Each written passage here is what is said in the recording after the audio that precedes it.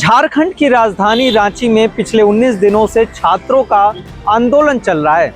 झारखंड लोक सेवा आयोग और झारखंड कर्मचारी सेवा चयन आयोग की जो भर्ती परीक्षाएं हैं उनमें कथित तौर पे अनियमितताएं सामने आई हैं। उसमें घोटाले की बात सामने आई है और अभी फिलहाल के तौर पे सीआईडी इसकी जांच कर रही है।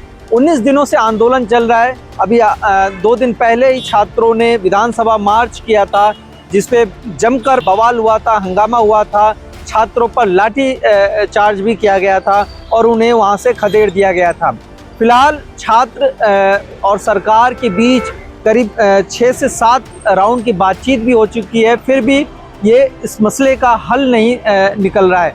2 प्रमुख मुद्दे हैं, 2 प्रमुख मांगे हैं जिस पर सरकार फिलहाल सहमति नहीं दे रही है, छात्रों की उन मांगों को मान नहीं रही है। कौन सी 2 मांगे हैं? पहली, इस पूरे प्रकरण की सीबीआई जांच कराने की मांग है छात्रों की, जिससे सरकार इनकार करते आ रही है।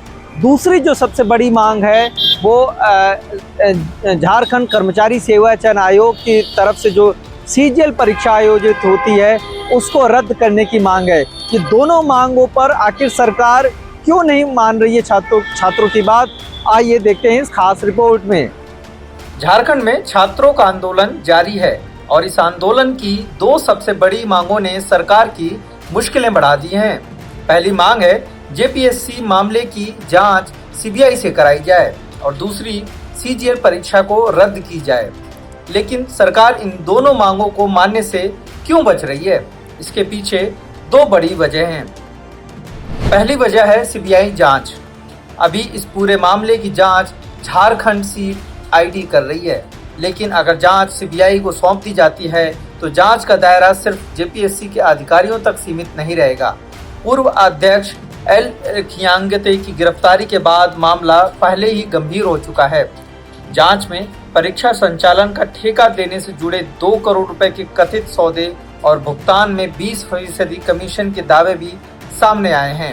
अगर सीबीआई जांच करती है तो ठेका किसे मिला और कैसे मिला, किसने फैसला लिया, किसे भुगतान हुआ और कथित कमीशन की रकम कहां गई, इन सभी सवालों की जांच हो सकती है।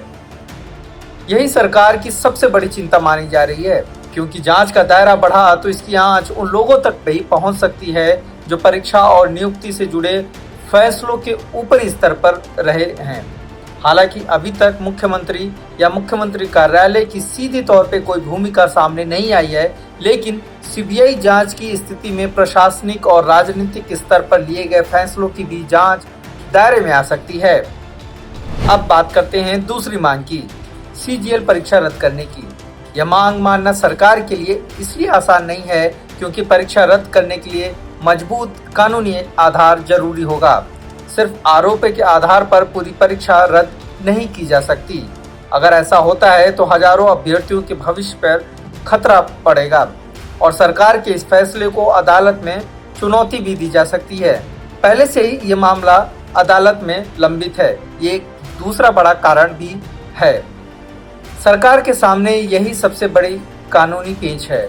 अगर परीक्षा में गड़बड़ी साबित होती है तो परीक्षा रद्द करने का आधार मजबूत होगा, लेकिन अगर पूरी परीक्षा को लेकर ऐसी गड़बड़ी साबित नहीं होती तो परीक्षा रद्द करने का फैसला कानूनी विवाद में फंस सकता है।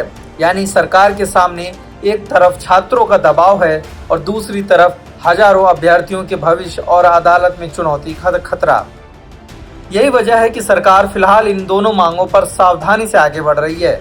सीबीआई जांच हुई तो जांच का दायरा काफी बढ़ सकता है और सीजीएल परीक्षा रद्द हुई तो सरकार को कानूनी चुनौतियों का सामना करना पड़ सकता है। इसी दोहरी चुनौती के बीच झारखंड सरकार और आंदोलन कर रहे छात्रों के बीच टकराव बना हुआ है।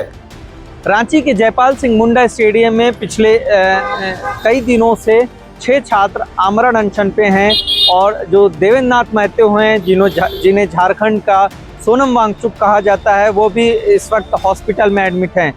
उन्होंने सरकार से एक वीडियो जारी करके पूछा है कि आखिर निहत्थे छात्रों पर और शांति तरीके से धरना प्रदर्शन कर रहे छात्रों पर पुलिस ने बर्बरतापूर्वक लाठी क्यों चलाई है।